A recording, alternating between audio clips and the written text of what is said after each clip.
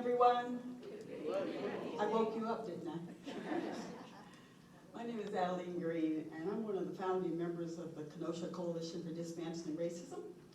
And I am your welcomer today, so I'd like to welcome you all to this courageous conversation. The topic is an exciting one, I think. It's called The Continued Urgency and Need for Anti-Racism Work. And we're excited to bring this courageous conversation about this topic because we've noticed that after the George Floyd and the Jacob Blake incidents, there was lots of interest and energy around equity, diversity, and inclusion. But here we are 4 years later, and the climate seems to have shifted. And there's a movement afoot to eliminate DEI efforts here in Wisconsin and indeed across the country. There are some who feel that racism no longer exists and that there's not a need for DEI programs, but there are people like us, the coalition, who feel like DEI is very much needed and anti-racism work is very much still needed. So we have brought an exciting speaker today, and he'll be introduced in just a few minutes, Roger Moreano. And we have a handout, I think you've gotten a handout that lays out the program details for today. After my welcome, I'm going to bring up Alex, who's been very involved in this particular courageous conversation, setting it up, so we appreciate him pulling all the players together to get this courageous conversation off the ground. After Roger's presentation, we will be, if those of you have questions, we have index cards and we have pins, and if you have a question, raise your hand, and either myself or Yolanda, who I believe is at the registration table, and Khalil, who's at the registration table. And I'm going to recruit my husband, Daryl, to hand out index cards and pens for people who have questions. It's a very simple task. So we're accepting written questions. We'd rather have written questions for Roger. So we'll hear closing remarks from Yolanda Jackson-Lewis. And she'll encourage you with some action steps that perhaps you can take after this event.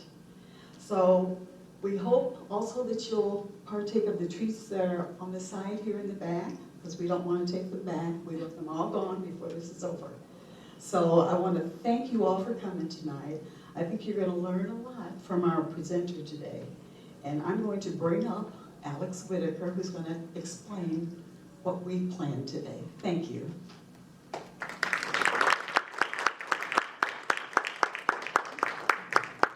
Thank you. All right, it is my great honor and pleasure to introduce our presenter here for this evening. Roger Moreano has over 2 decades of experience as an educator around topics of race, identity, and inclusion. He spent 12 years as the Director of Intercultural Student Affairs at Elmhurst College before moving to Kenosha, where he served as the Assistant Dean of Students and the Director of Equity and Inclusion at Carthage College on Kenosha's north side for 10 years. It was this experience that led him to be contributing author on the 2022 book, Doing Social Justice Education, the Practitioner's Guide for Workshops and Structured Conversations. Made him ready for courageous conversations like tonight. Roger Moreano now works as Director of Strategy and Innovation at MSM Global Consulting, an organization that offers a unique approach to organizational culture change by empowering organizations to achieve greater success through embracing equity, diversity, and inclusion. Mr. Moreano is also the founder and president of Bridges for Justice. Bridges for Justice is a diversity and inclusion organization originally designed to provide training on creating greater equity and meeting the ever-evolving challenges of diversity and inclusion in organizations and institutions. He's also the co-host of the Cultural Stew podcast, which is a show dedicated to exploring diversity, inclusion, and cultural identity, and has many dimensions through interviews and discussion. Roger Moreano's professional training, his life experience, and personal commitment to a more inclusive future and the rootedness in this very community makes him unique in his ability to give insight and perspective for this topic, the continued urgency and need for anti-racism work. And I'm confident that all of us will find what he has to share educational, insightful, and hopefully also stirring as we continue to do the work together. And with that, it's my honor to introduce our speaker tonight, Mr. Roger Moreano.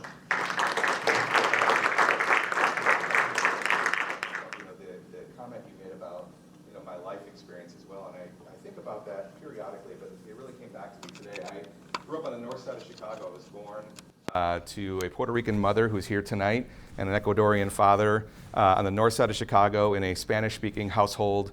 And our experiences were really instrumental in having me decide what I wanted to do with my life and the experiences that I wanted to engage in. And so, and after a series of moves that we did, because my father was a factory worker and we moved a lot. I was in 6 different schools by 4th grade. I was in 7 different households. During that experience, I think that really instilled in me this sense of wanting to belong and needing to belong.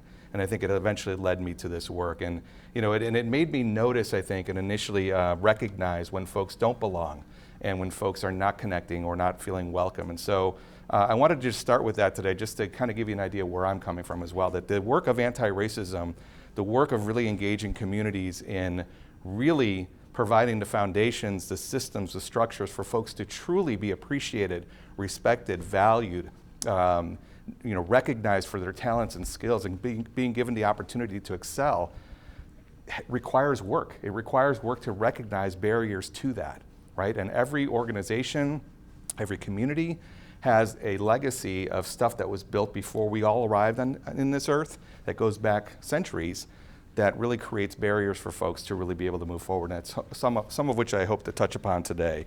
And so when it comes to diversity, equity, and inclusion, have you noticed that diversity, equity, and inclusion has become kind of this really hot topic? And have you heard the term woke, right? Okay, did you all bring your masks today? Because I'm not going to spread the woke today. I just want you to know you're going to be okay. You'll leave here safe and healthy. I just wanted you to be okay with that. But it's interesting because in my career, Alex mentioned I've done this for over 20 years. Most of the time I've engaged in DEI work, up until just a few years ago, diversity, equity, and inclusion was viewed as these efforts to create these kumbaya, holding hands, let's have tacos at a cultural festival type of thing, right? And don't get me wrong, I love tacos. I love having those moments where we can have tacos and appreciate different food. I think that has value. But at the same time, the real crux of this work requires us to engage in dialogue and in issues that can be uncomfortable, that could push us, that could challenge us, right? To have us understand the world a little bit differently than we've been accustomed to. And I think the crux of why we're experiencing so many challenges these days of folks either uncomfortable with having these conversations or confronting certain truths, or maybe understanding what the realities are, is because we are combating several forces at play at the same time as we engage these issues. Number one is our own personal experiences, right? We walk through the world and see the world through the lenses that we see the world, through the identities that we hold and the experiences that we've had. And that can only inform us so much. And if we are convinced through our own experience that the world is one way, and we have other folks telling us who have a different racial or cultural or ethnic or religious identity, telling us that it's not that way because of what they experience, it could be challenging for us, right? It could stir up some discomfort. So that's one factor. Another factor is, I think, the narrative we've been told about who we are as a country. And I think all of us have been the recipients of a disservice in our education system and our societal system and how we grew up and how we were educated. That we were taught that America was the land of the free, the land of opportunity, the land that if you just try hard enough, you could succeed. And there is truth in that for some folks as they've walked through their journey in this American experiment through their lenses. But it hasn't been true for everyone. And when we hear experiences and stories of folks that are not experiencing America that way, we resist it. We don't want it to be true. We often hear folks say, that's not who we are.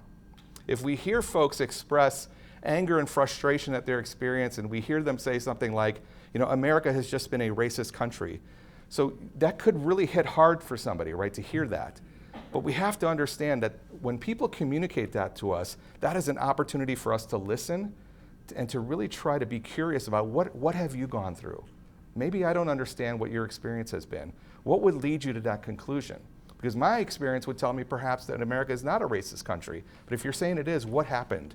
I want to learn more. And I think if we have that healthy curiosity of having a true interest in one another, in our experiences, and have people be heard, then I think we have an opportunity to really have us understand what this means to all of us and to understand that it's an evolution, right? It's a process that we are going through as a society to learn who we can be and how we can move forward. And because of those narratives, they're so strong, they're so instilled in us, that sense of patriotism, that sense of not wanting anything bad to be said about, or to be said about our society, we might struggle to just have conversations with our neighbors, with our coworkers, or we might struggle. Let's say I'm running for president and I'm asked what the foundation of the Civil War was, right? Maybe, just maybe, I might kind of dance around the actual answer, right? Because I might know how some folks might receive it. I might understand that if I say that the Civil War was rooted in the issue of slavery, first and foremost, that might upset some folks, right?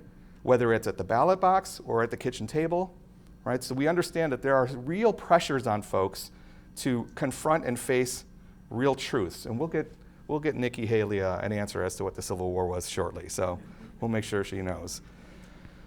This is all rooted in a real belief that I have that all organizations, all communities, every societal system that you can imagine truly requires an intensive human rights education so that we can get past and move through and dismantle and get over into a better place after we get rid of the old barriers, the old structures, right? Every structure, as the late great historian Howard Zinn taught us, benefits someone. We might see some structures that we look at and say, that doesn't make any sense. That is discriminating against this group is at a disadvantage. I don't know why this policy is being passed, but someone is benefiting from it. That's why it's being pushed, right? So if we understand that we are also in the process of being in this experiment, understanding that we live within systems that are set up for us to compete with one another, it helps us understand more why there are divisions. If you think about our social, political, economic systems that we operate under, all of them are designed to be competitive against someone or some other. And when that happens, there is going to be a desire at some point for some folks to get an advantage over others.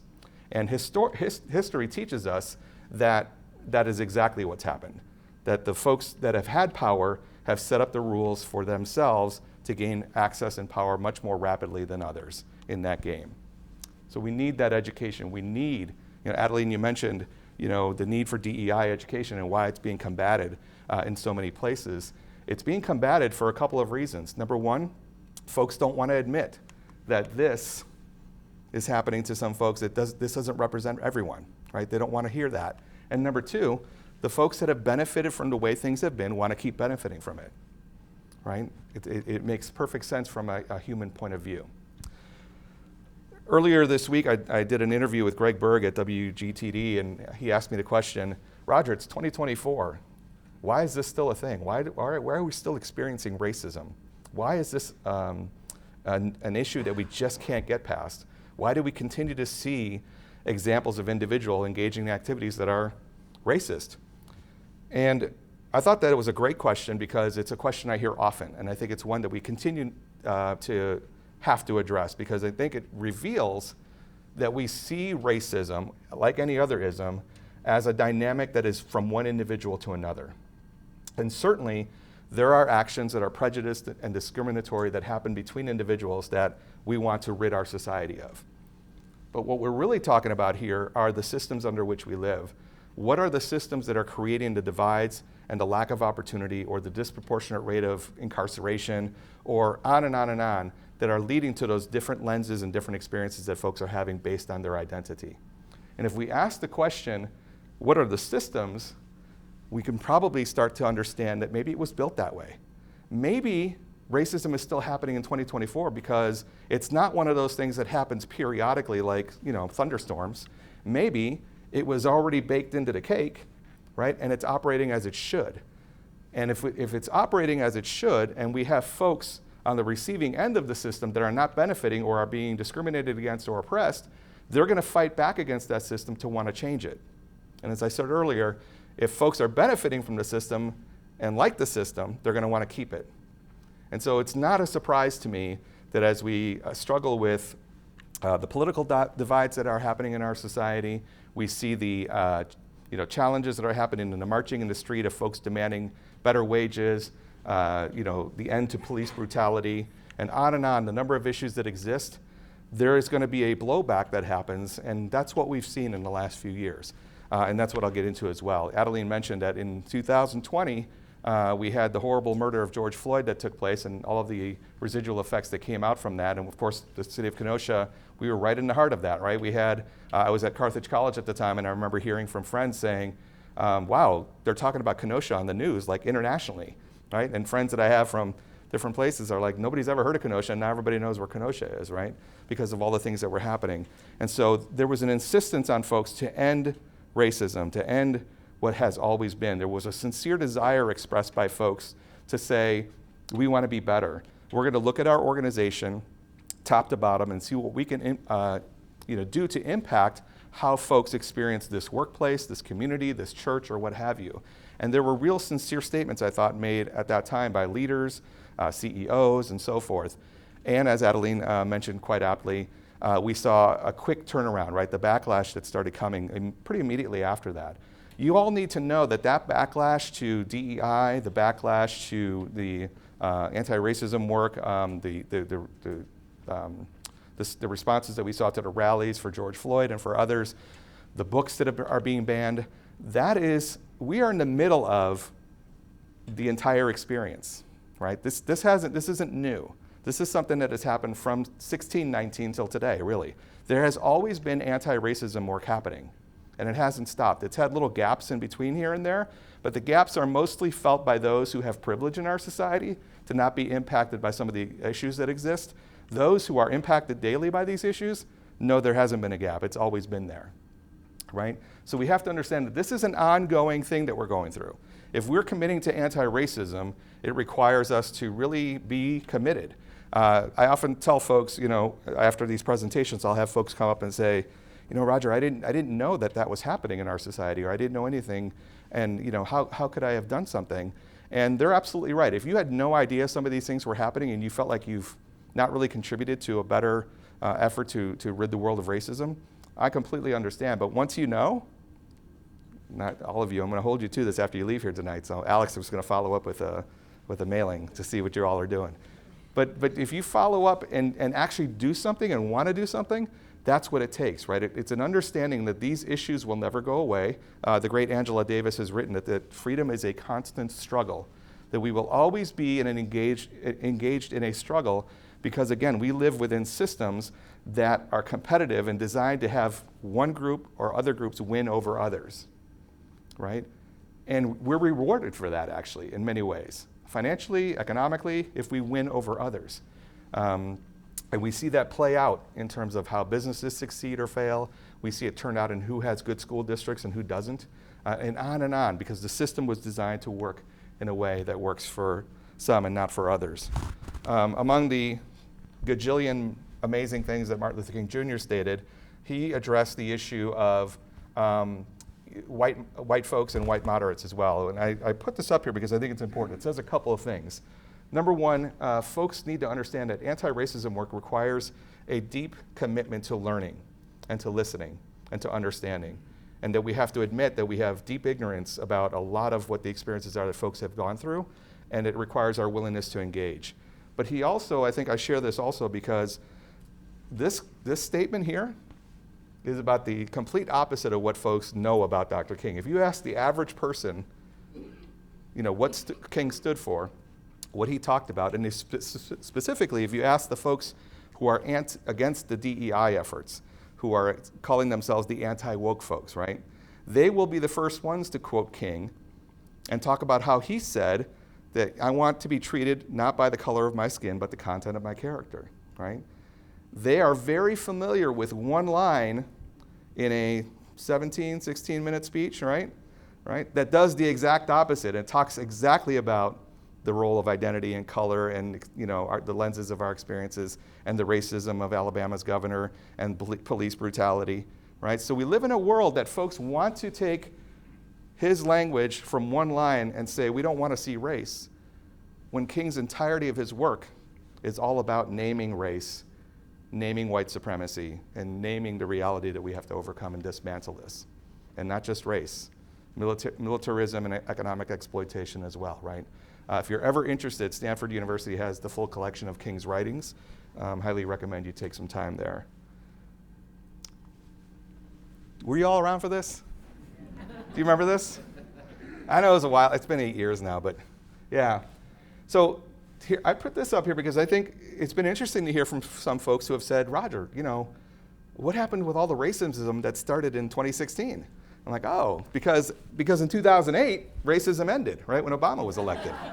So it's like we had this glorious 8-year period. It was like heaven, right? There was a good TV shows at the time. The Chicago Bears had 1 or 2 good teams, though, during that time. I know I'm in Packer country, but, got to take our wins when we have them. But the 2016 election was interesting because we had a candidate who was echoing and voicing much of what we heard prior to 1970, 1968 in American history, right? We heard governors and leaders and others say these things for decades and decades, and he was bringing it back, and people were approving. And what we saw after that election and after Mr. Trump won was this stuff also becoming suddenly not covert or hidden anymore, right?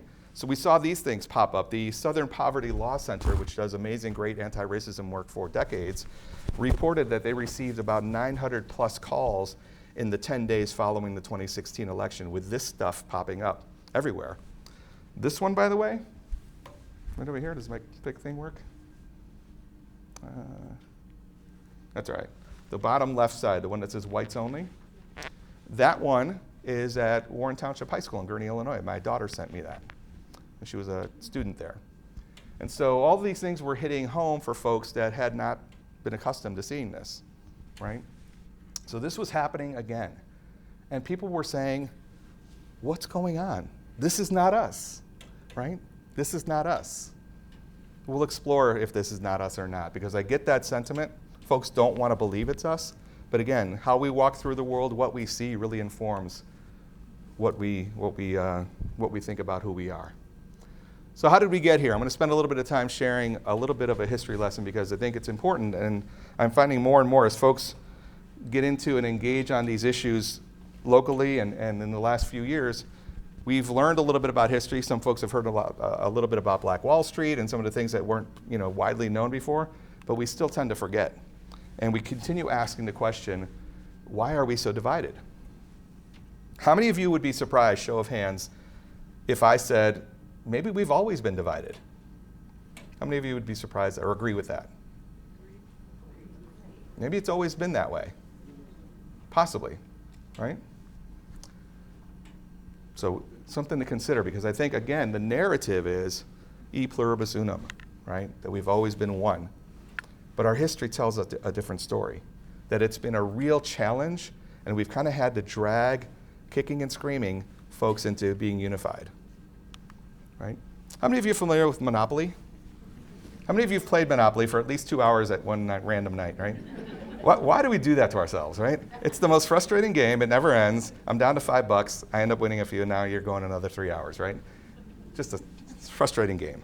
But I use this example because I think it's instructive in letting folks know and getting a glimpse of how we shaped the system and how it might have worked.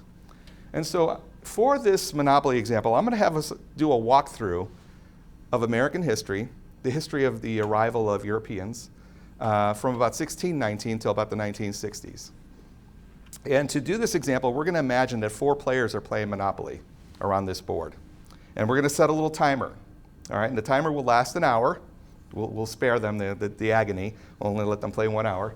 But that hour will represent 400 years of history, roughly. All right, so we'll walk through. And hopefully this will give us an example of how systems, over time, have an effect long after the original folks created it. All right, so let's imagine that in this game we have 4 players, and the 4 players are 2 white players who are landowners. We'll use the terminology of the 1600s.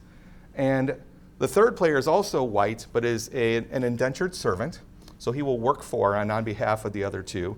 And the 4th player is black, who is an enslaved African who was brought over. And at that time, at the beginning of the game, the enslaved African and the indentured servant have roughly the same rights, which are very little. But they are basically told that as the game starts, their role is to only support the other two players. That's part of the rules because the two landowners get to make the rules up. Kind of cool, right? They get to decide how to play.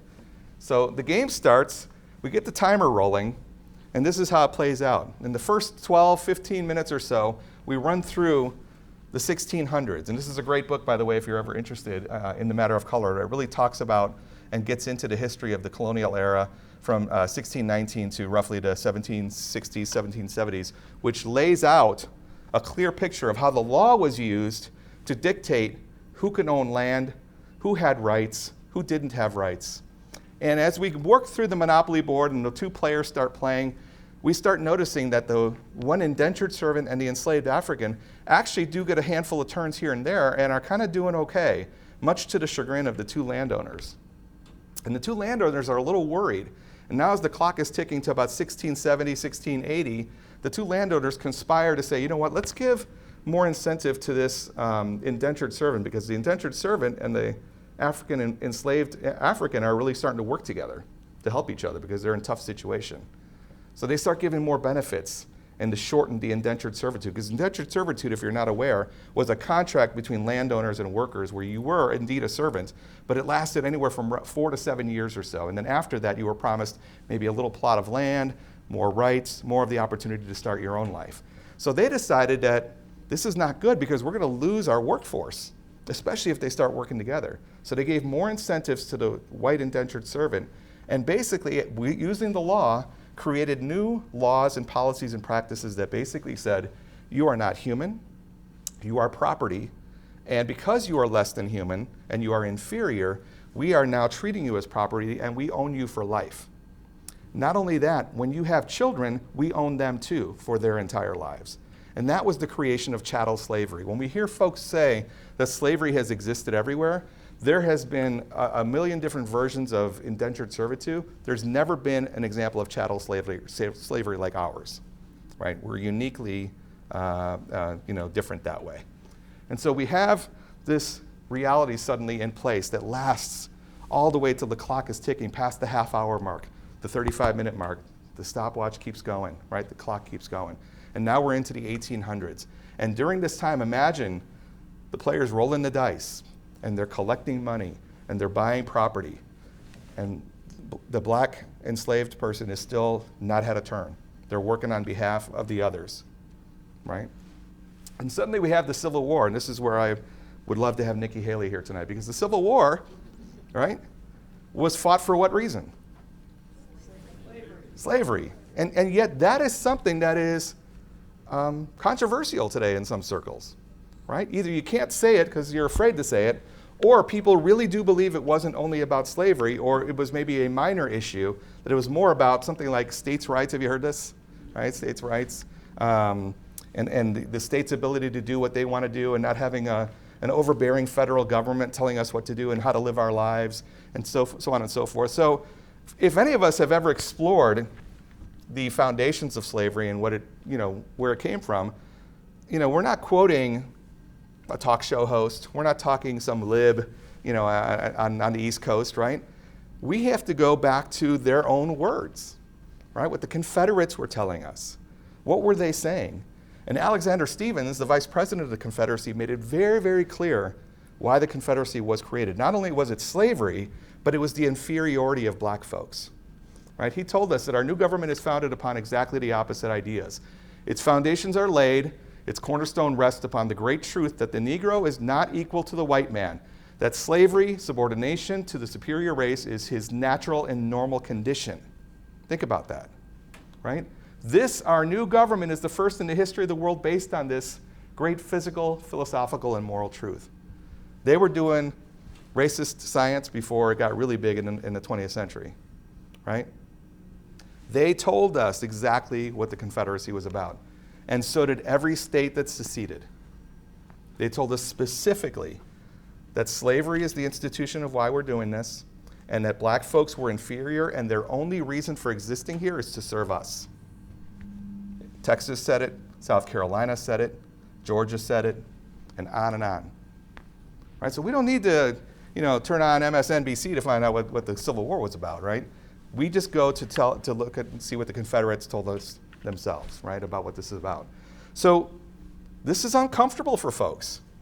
This is uncomfortable for someone who maybe was the governor of South Carolina and had to answer that question, right? Because South Carolina was one of those states, right? So it's a real challenge for folks to face these realities and to accept that in order to move to a better place in our society, we have to acknowledge who we've been. Have we been great things as an American society? Yes, there have been great things that have happened. Have there been other things that weren't great? Yes, also, right?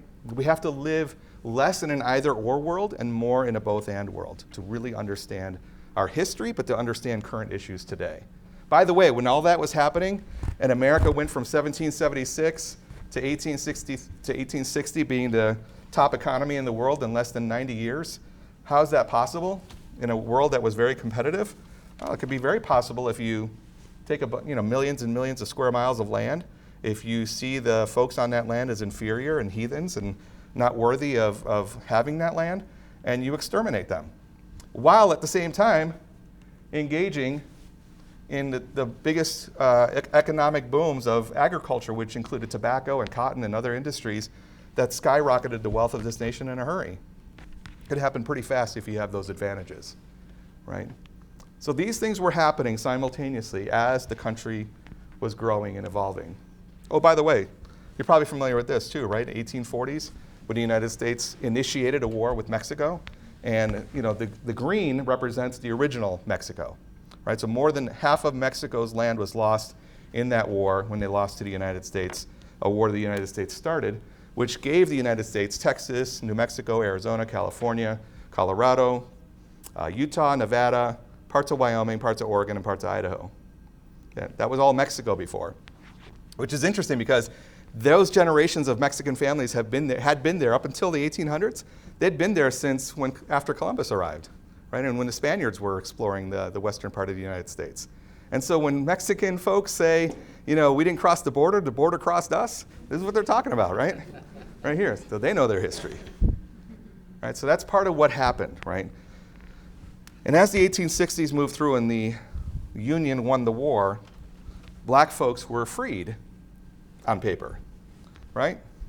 And so we had the 14th Amendment, 13th Amendment, 14th Amendment, and so forth.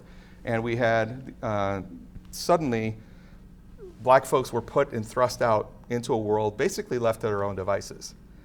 And yet and still, with resilience, determination, heart, and everything you can imagine, folks immediately started becoming successful in building communities and building businesses and having advances in being elected to legislative positions in South Carolina and other areas of the South.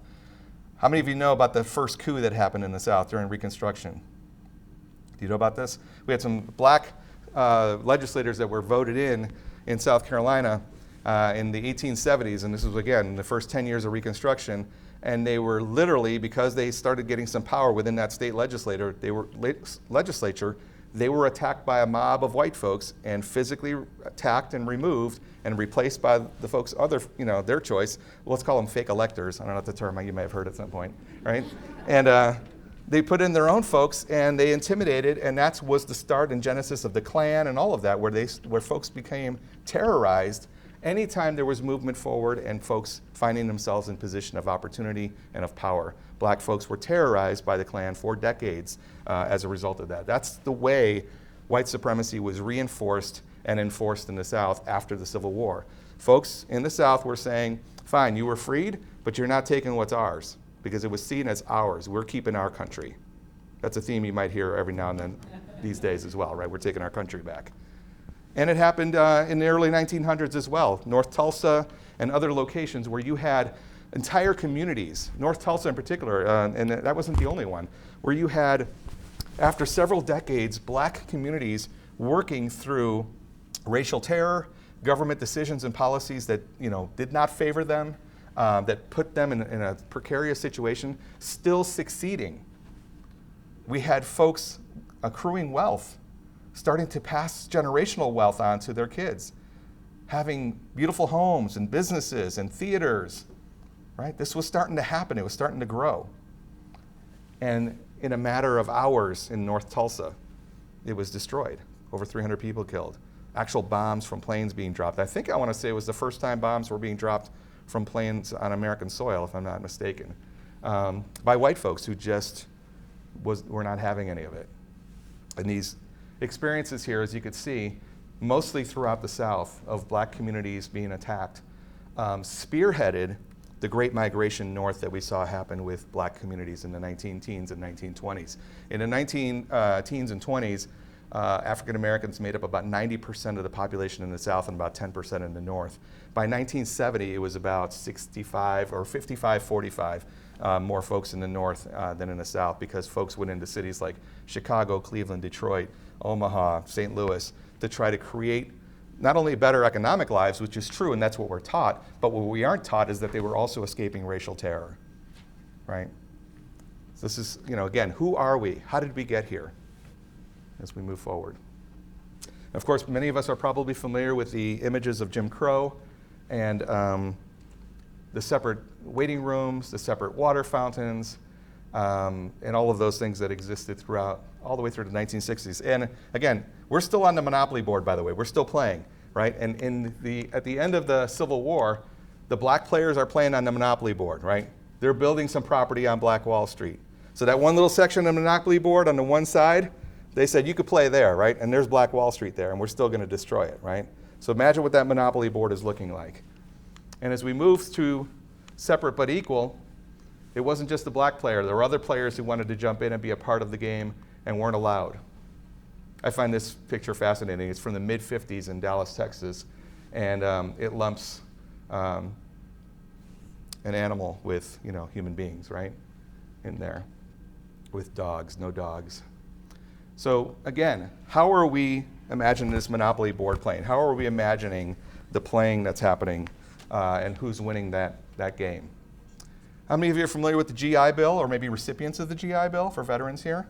Right? The GI Bill was designed under Franklin Roosevelt during one of his last years in office, and it was passed with the idea to give veterans, these folks who had sacrificed so much and given to their country during World War II, and it was a really, really positive gesture to allow vets to come back and immediately jump into a middle-class existence through money for education, low interest rate loans for houses, and on and on.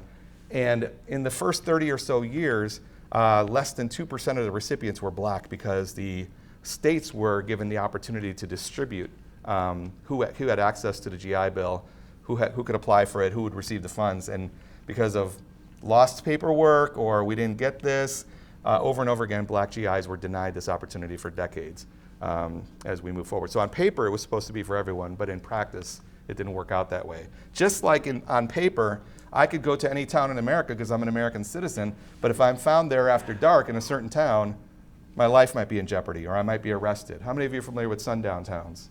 Right? If you ever have a chance, Dr. James Lowen, he's recently deceased, wrote the book Sundown Towns, really detailing part of an American history that isn't very well known, but very prominent. And it wasn't just a handful of towns. Up until the 1990s, it was lots of towns in lots of counties in lots of parts of the United States, where if you were a person of color, it was either an unspoken rule, a local ordinance, or the police just said, we're going to enforce this, that if you were a person of color, you need to be out after dark. And this was reinforced in an experience I had when I was teaching about sundown towns over a decade ago at Elmhurst University, where I used to work. And I had folks ask, is that really true? Is that really happening? And so I described to them a town in Illinois that James Lowen writes about in sundown towns. And I apologize, the name escapes me. I want to say it's Prairie View. But there's a town he describes that up until the early 2000s, they used to have a siren on their water tower that would go off every night at sundown. And people who lived there didn't know why. Until when they found out, it was because that was the signal for black and brown folks to leave, right? To leave town. That was one example of the many ways sundown towns were communicated or enforced.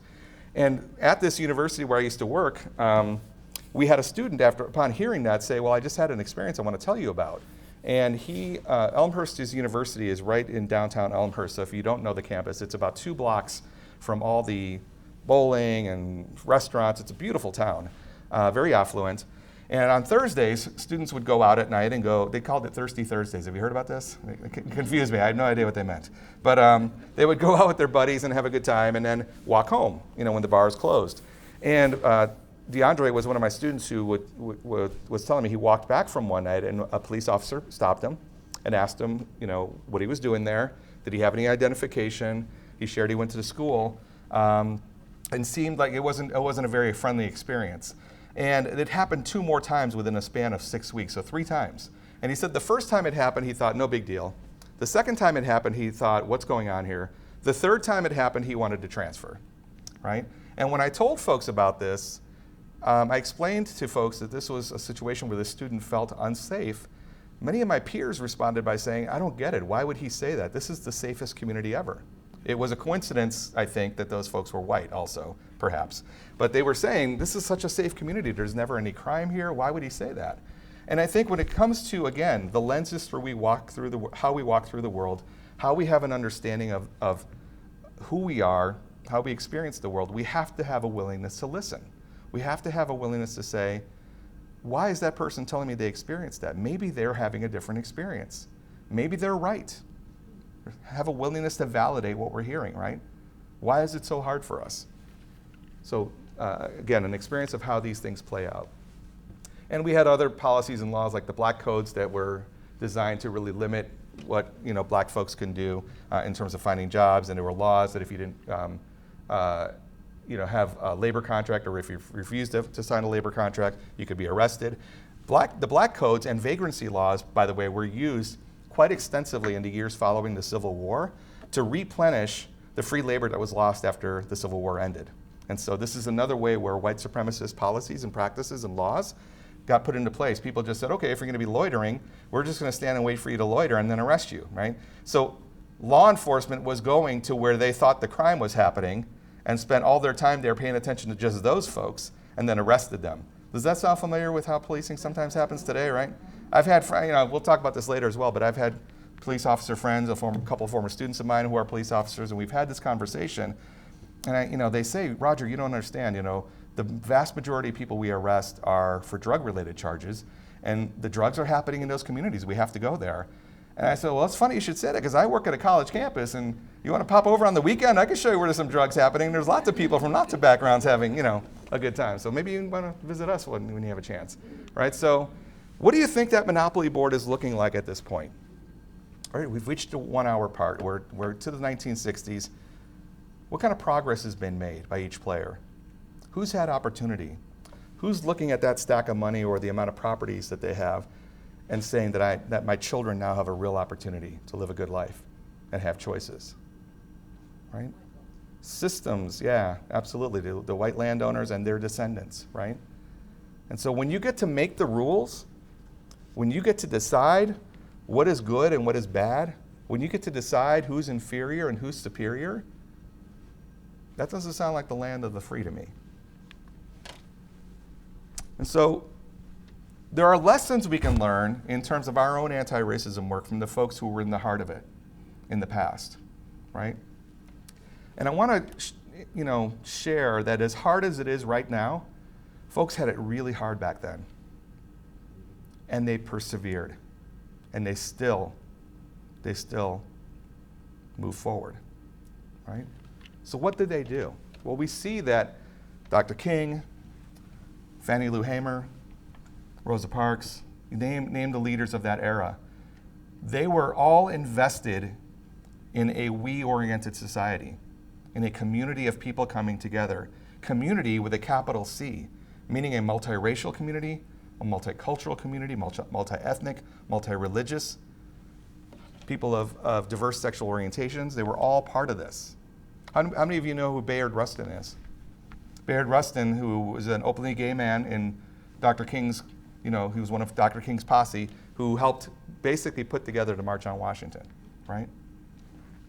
So it's a multi-effort community because it was needed to combat this. This was the vision of America so many white Americans had, right? This is who we are.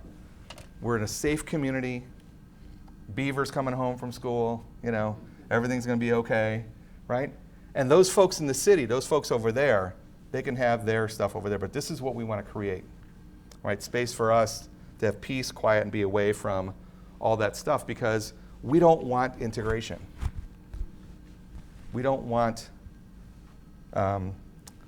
something that's different from what our past is, right? We saw this not just in southern cities, by the way. And if you see some of the arguments and discussions about, charter schools nowadays happening in every part of the country, some of the language just sounds awful familiar, so pay attention to that. But these are some of the arguments that were made even back then. The whites have rights too. We hear that today, right? It's okay to be white. Right now, and I don't want to pick on just one political party, but we have Republicans, when polled, quite a majority feel that racism against white folks today is worse than racism against any other group. So now that's not true, because I looked it up, and I saw that economically, politically, education-wise, CEOs, political leaders, on and on and on. White folks got it real good right now, and white men, I think. What's that? They're trembling all the way to the bank. They are, yeah. That drive-through can be really difficult when you're shaking at the wheel, for sure. But I also want to be respectful to understand that fear is rooted in ignorance, right? It's rooted in our not knowing one another. And so when I see this, not only do I see stuff that's preposterous, the communists are taking over our school, hell no to busing, cursed is the man who integrates, but I also see fear. And when you've had a life and generations and perhaps family generations that have been accustomed to the world being one way, it's a very natural human response to be fearful. And I want us to be mindful of that as we move forward, and I'll touch upon ways that we can do that in engaging in this work. When people say America is not a racist country or is a racist country, again, the question that Nikki Haley was asked, and others have been asked, what are your feelings about this proposed mass civil rights rally? This was a poll that was done by Gallup in 1963 in the lead up to the March on Washington.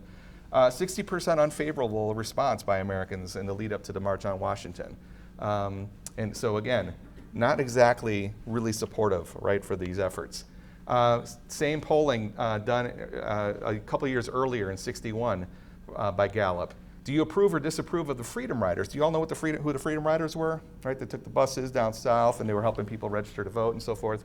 And the lunch counter sit-ins, the Freedom buses. Again, most Americans were either disapproving or didn't really appreciate that was happening. I should let you know, by the way, also that when folks nowadays talk about racism not existing and why are we doing these things, in 1968, Gallup did some polling as well, asking folks whether they thought black folks had it unfair or everything was just right or they had every opportunity. 58% of Americans felt that black folks had just as many opportunities as white folks in 1968. So again, there's a disconnect there, right? By the way, how many of you know what Dr. King's approval rating was during this time period? Anyone want to guess? How many of you say 40%? How about 30%? How about 26%?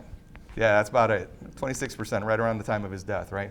26%. And, it got down to that point because people were not happy with him taking on not just the racist establishment that was happening and the racism in our country, but he began speaking out on the Vietnam War. He was really working hard for workers' rights and economic exploitation. And he was also simultaneously being blasted in the media nightly by not just media folks, but by law enforcement, as specifically J.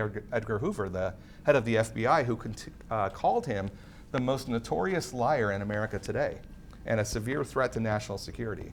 And he was surveilled and he was threatened. He received a letter from the FBI that basically insinuated that he should kill himself. So this is on and on, some of the stuff how he was perceived as a threat. He was seen as a real threat to American democracy. And wouldn't you know that just a few years ago, he has a 90% approval rating? Go figure. How does that happen, right? So again, if we're only remembering someone through flowery lenses and that image of we want to live in a world where we're only treated by the color of our skin and not by the content of our character, we then feel comfortable enough to ignore the Beyond Vietnam speech and the letter from Birmingham jail and all of the other ways that he was specifically addressing the systemic abuses that have been happening for centuries in our society that needed to be dismantled to create what he called a revolution of values, right? Rooted in a beloved community that was invested in the least of us to lift all of us up to an opportunity to move forward. So interesting that anti-racism work can be really, really unpopular, and you can be really unpopular while you're alive, and they might even assassinate you. That's a possibility as well. But you could be really popular 40 years later, right? And after the 1960s, we saw other ways that the system influenced our society through the war on drugs, mass incarceration. When Trayvon Martin was killed 12 years ago, we saw the early seeds and genesis of the Black Lives Matter movement. And again, another opportunity for justice. And while that was happening, and in response to Black Lives Matter being created, this stuff started happening. Again, we had the Make America Great Again sign on the top right. That was a billboard in Alabama. The Make America White Again, Rick Tyler for Congress, who ran as an independent in Tennessee in 2016. Diversity equals white genocide, and so on and so forth. And we saw the rise, particularly after Obama was elected, of these white supremacist groups who only numbered in the low hundreds, according to the Southern Poverty Law Center by 2007.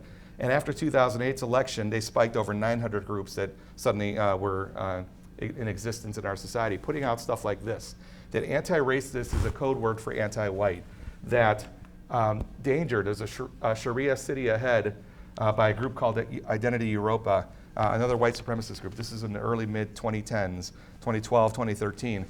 Wouldn't you know that this stuff, which was very fringe just 10, 12 years ago, diversity means chasing down the last white person, hashtag white genocide.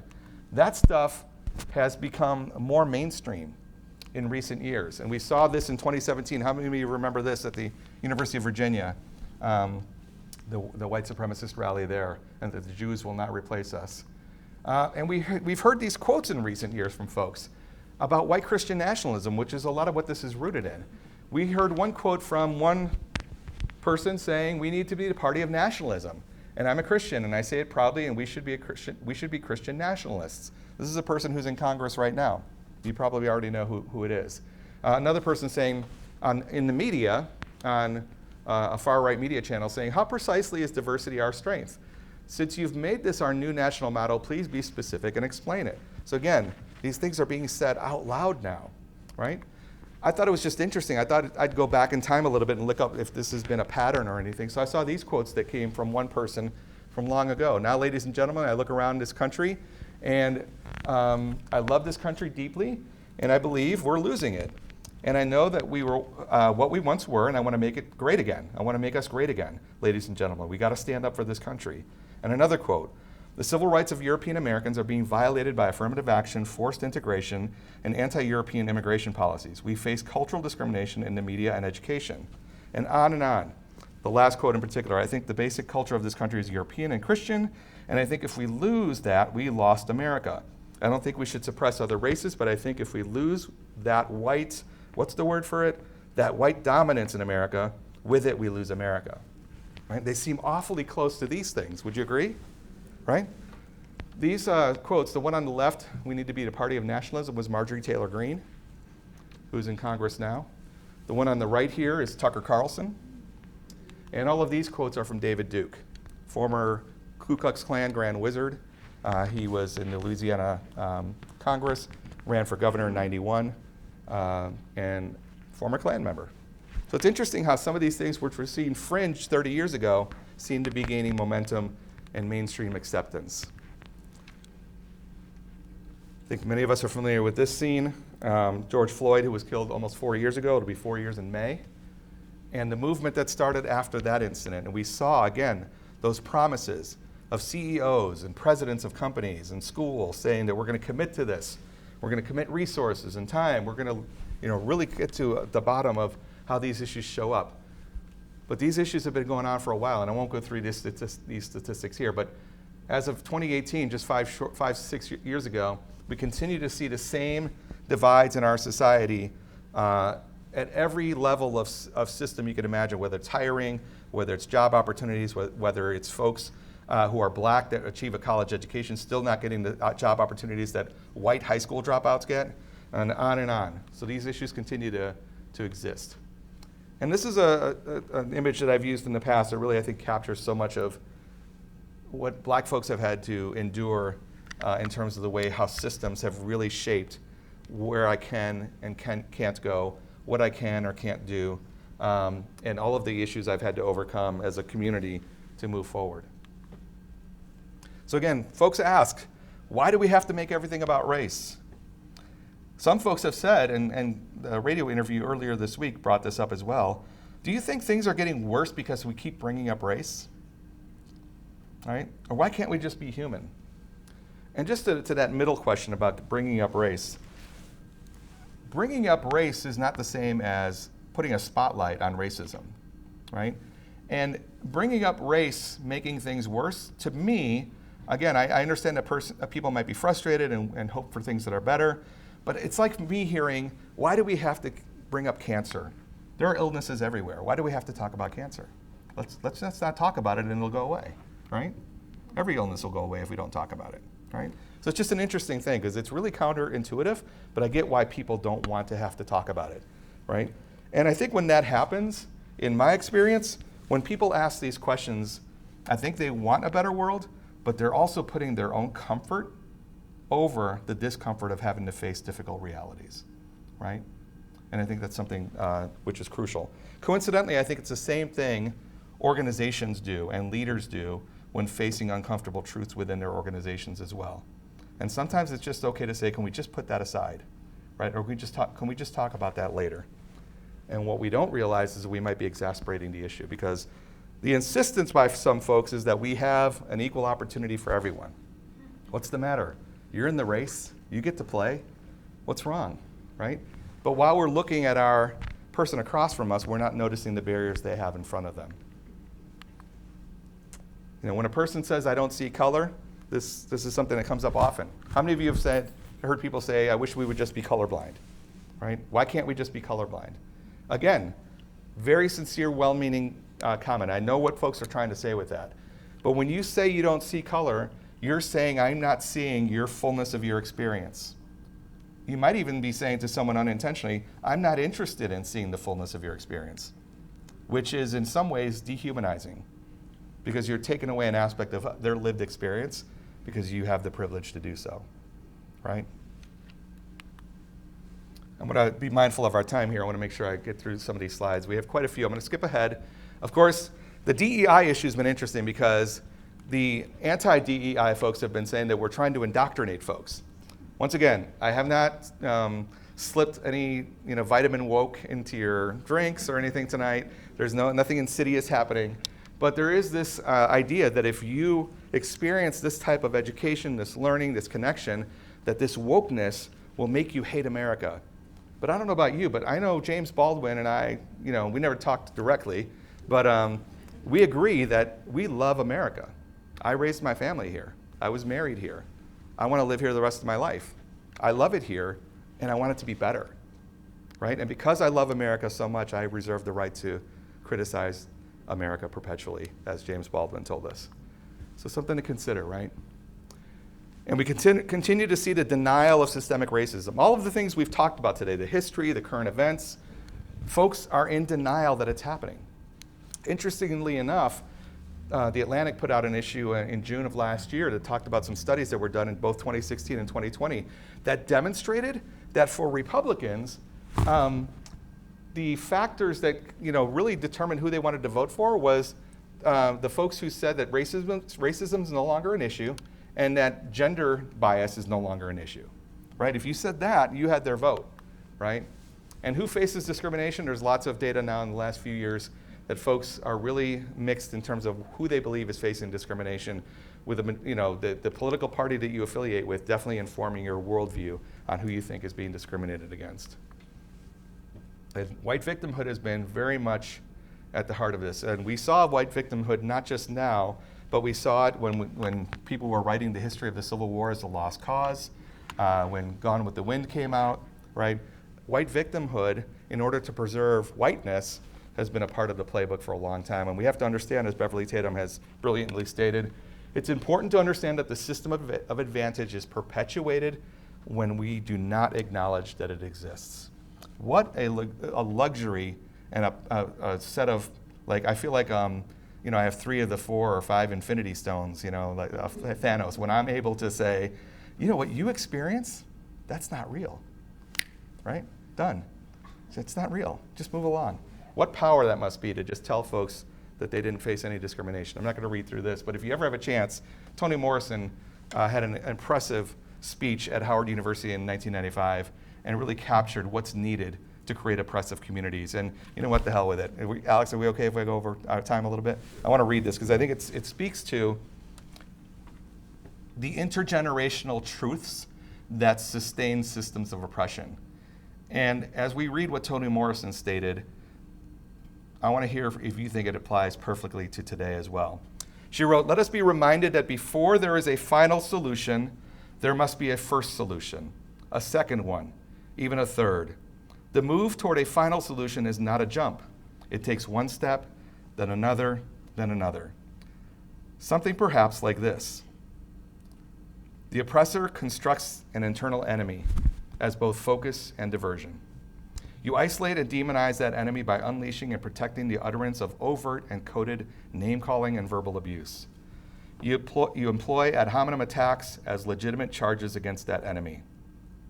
You enlist and create sources and distributors of information who are willing to reinforce the demonizing process because it is profitable, because it grants power, and because it works. You palisade all art forms, monitor, discredit, or expel those that challenge or destabilize processes of demonization and deification. You subvert and malign all representatives of and sympathizers with this constructed enemy. You solicit from among the enemy collaborators who agree with and can sanitize the dispossession process. You pathologize the enemy in scholarly and popular mediums, recycle, for example, scientific racism and the myths of racial superiority in order to naturalize the pathology.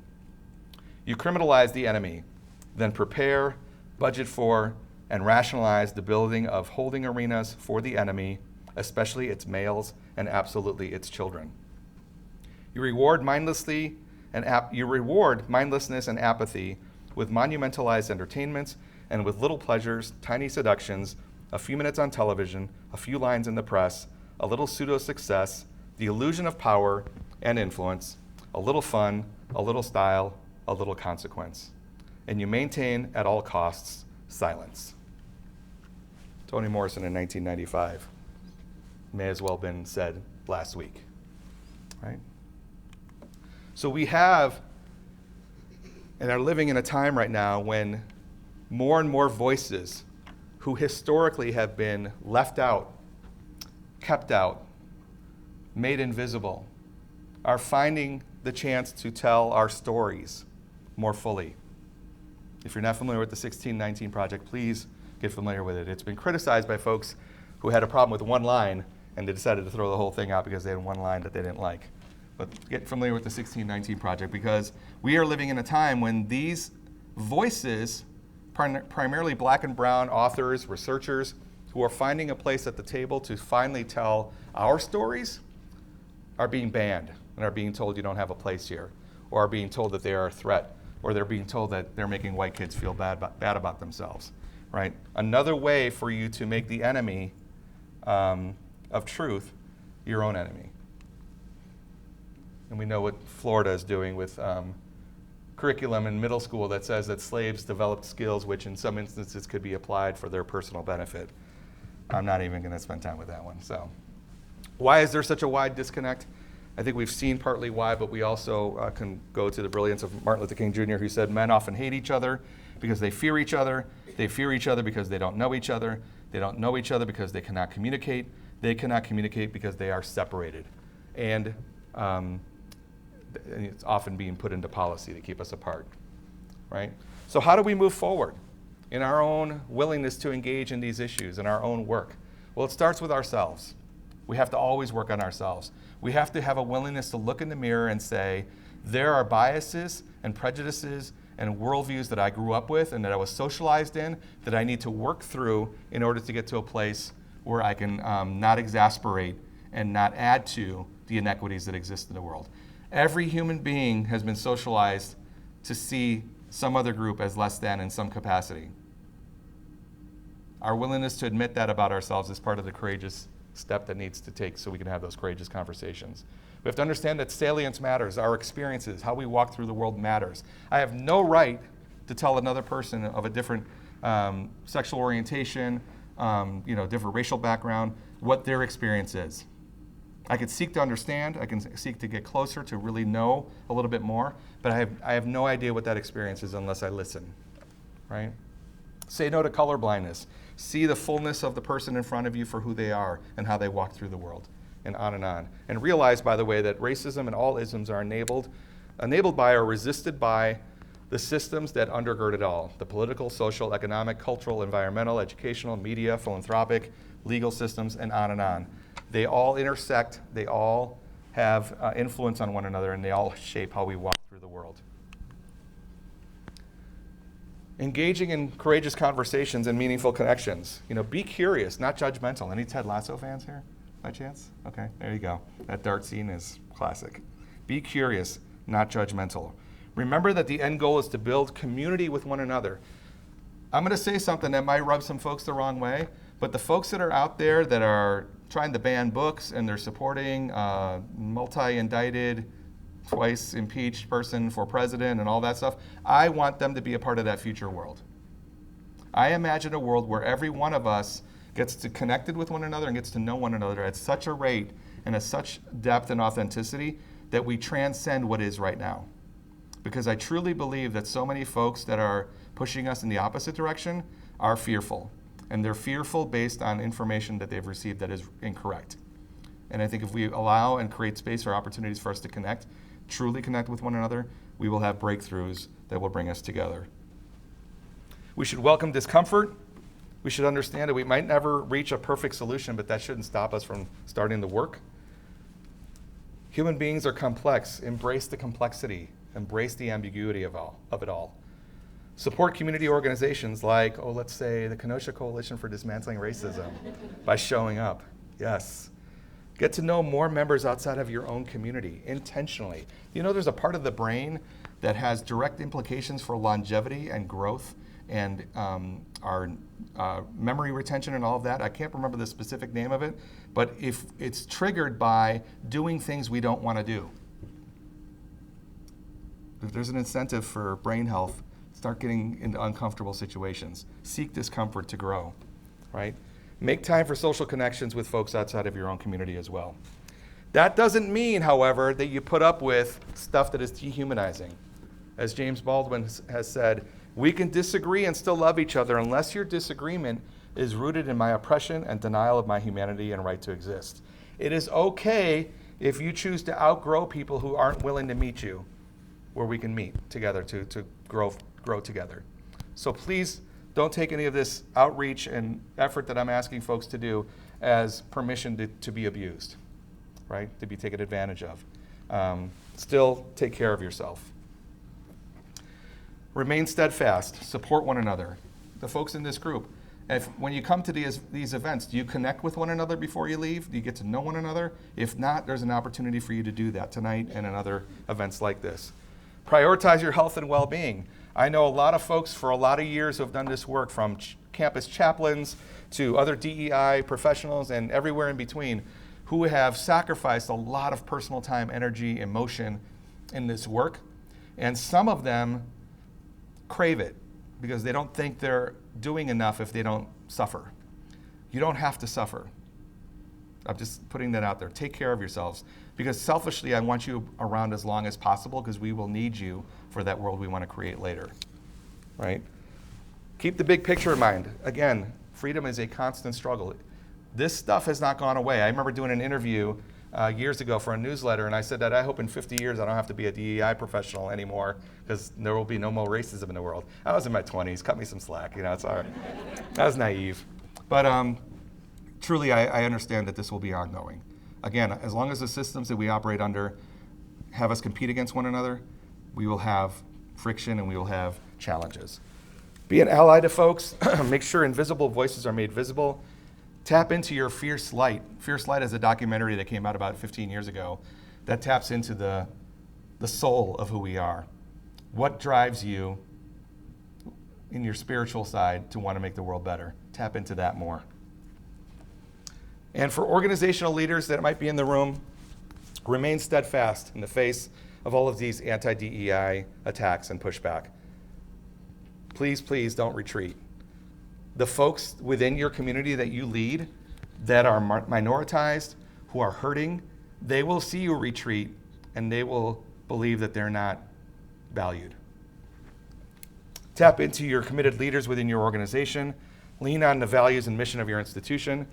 Communicate with your commitment to DEI with consistency and authenticity and visibility, I would add. And speak out against injustice with regularity. Folks, we have one world, one life, and just each other. Social justice and anti-racism work is intersectional. Social justice issues are rooted in structural barriers that benefit some and disadvantage, discriminate against, and endanger others, and this is all intertwined. Access to a good education and jobs, clean air and water, food and shelter, safe communities, participation in a free and democratic electoral process, and a fair and equitable legal system are all but a few of the societal structures to which we have to always pay attention to. They all have an influence on our lives, whether we know it or not. And we have to advocate and work toward greater social justice together. It's happening, and it's always been happening. It was happening decades ago from some of the images we saw before. It was happening in 2016 and 17 at Standing Rock in North Dakota. It's happening in communities all around the world and in the United States when the Black Lives Matter movement was moving forward and taking off. Happening right up the road at Carthage College, right? And it reminds us that if we choose and we believe we have people to stand with us, we can make change possible. That anti-DEI pushback won't work if we don't budge, if we believe, if we have a willingness to be tired from time to time, but we're there to lift each other up. So stay together, believe, don't give up on hope, and if you have a chance to read Tupac Shakur is a rose that grew out of concrete. That should give you one last piece of hope, that to know that anything is possible if we plant the right seeds and really take the time to tend to it and to tend to one another. Thank you.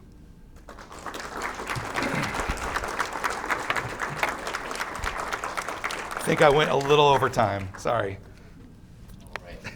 We're a forgiving bunch. So we have just a few moments for our Q&A. So you don't mind, I'll ask the first question here. The first question is this. How can we work to widen this conversation so that those fearful of the woke mind virus feel included and invited and not scolded and controlled? Yeah. First, let them know that the virus isn't that bad. You get over it in a few days. Just kidding. I think it's a willingness to do what we've been told we shouldn't do in our society, like talking about politics and talking about current events and current issues at the dinner table or at Thanksgiving. All those faux pas we've been taught to. We're told not to do those things because it's not polite or people won't like to hear about it, but I think there's opportunities to engage in one another within our own circles of influence. Now, of course, I would put a caveat to that, to do it. You know your situation's better than everybody else, so if it jeopardizes someone's safety, then don't do it. But I would say encourage these types of dialogues on a regular basis with friends. When you engage in conversation about whatever TV show you're watching, also make time for these types of conversations. Are you worried about this? Have you heard about this? And engage with your neighbors. We as a society don't do a great job of talking to our neighbors across the fence. It's a staggering thing. I know people in other countries wonder why Americans in neighborhoods don't know each other. We just have to make time to know each other, right? So I think those are some small steps we can take initially to start moving forward. The next question has to do with the justice system. The justice system in Kenosha and Wisconsin is overwhelmingly run by white people, and its consequences mainly fall on African American men.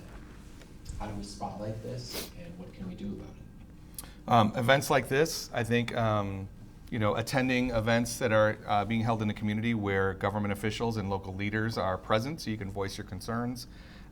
You should know that this community, whoever asked the question, is no different than hundreds and hundreds and hundreds of communities across the country where the same dynamics exist. In fact, this is probably the long line of a legacy of decades of white leadership, disproportionately black and brown folks being on the receiving end of incarceration or of the legal system. That is happening everywhere, so you're not alone. So perhaps if you want to take time to get to know what the issues are in neighboring communities and see if you can partner together and form coalitions on how you can attend each other's meetings as well and gatherings, so you can, strength in numbers is a real thing. And in colleges and universities, of which I had 24 years of experience, when leaders didn't want to hear from the troublemaker students, they would always, deflect and delay until the students graduated. And that was kind of the strategy. I heard people say, oh, they're going to move on and finally we can get rid. That's not the case for you all who live here, right? And if you can be engaged, connected, and connect with folks in local communities and form real partnerships and coalitions, that is a nightmare for folks who don't want to change the system. So that would be my advice. So last question is this. The question gets at, what do we do with people who suggest that it'd be a good idea to take race out of the equation and just focus on other contributing factors? So kind of a non-racial look at the problems that we have, and does this fit in the colorblind or I don't see race mentality, and if so, how so? Yes, it does fit into the colorblind mentality, but I know where folks are going with that question, and I think there's enormous value to not viewing racial issues only through the lens of race, and if that's what the question's getting at, I agree, because there's so much that's intertwined economically, politically, and so forth. This is a caste system, obviously, that we're talking about as well, right? And so being very much interested in how the economics and the decisions made on an economic level, a political level, a social level, basically asking who gets to decide who has access here, who gets to decide who can't go there, why are we making the decisions that we're making, while always maintaining a racial lens, because that's always been a part of our experience. So I get where the question's coming from in terms of being much broader in terms of what we're looking at, but you can't take the racial factor out because it's impacting people's lives, right? And again, I would just say that you're potentially making it about your own comfort level rather than the real issues affecting folks day in and day out. Thank you. Yep. All right, well, we've shared so many great resources and images and insights tonight. We thank you so much. Can we give you a round of applause and appreciation? Thank you. Thanks for coming, everybody. Any podcast folks here? If you are into podcasts, check out the Culture Stew, STEW podcast on your favorite podcast platform. And you can hear me edited very well for making sure I don't stutter. So that's good. So take a listen. Yes, Culture Stew. Culture Stew. I see this is being recorded. Is this going to be Oh, yeah. available? Hello. Yeah, we're recording it, we'll put it on our YouTube channel, and we'll get it to Courageous Conversations. Great, thank you. Thank you all. Please stay engaged. Please keep coming and supporting this organization's events. This type of stuff, showing up, matters. We have to show up. And the folks who are trying to keep us divided or keep the disproportionate power structures in place, bank on folks giving up and not showing up. Show up, and we will make a difference. Thanks again for coming out. Thank you. Thank you. Another big round of applause for Roger Moreano. Thank you so much. Thank you for being here and hanging in there with us this evening. I just have a few closing thoughts and action steps, and I won't be long because, wow, this was just amazing information, and if I'm still processing, right? I'm just, my mind is blown. I had some new learning as well, and I always like when I'm able to have some new learning, so I appreciate that. But just some closing thoughts is, don't believe the hype, right? Like, let's not buy into the manufactured fear of one another's differences. And I think that came out tonight while Roger was talking, like, it's been taboo, right, for us to talk about race and politics and religion, but we have to go beyond that. Let's make it the norm. Let's make it the norm. I'd like the live in both and world, right? We can have both and invest in we. These are awesome, good nuggets and highlights that I wrote down here. I really like the intensive human rights education. And I think we are a part of that, right?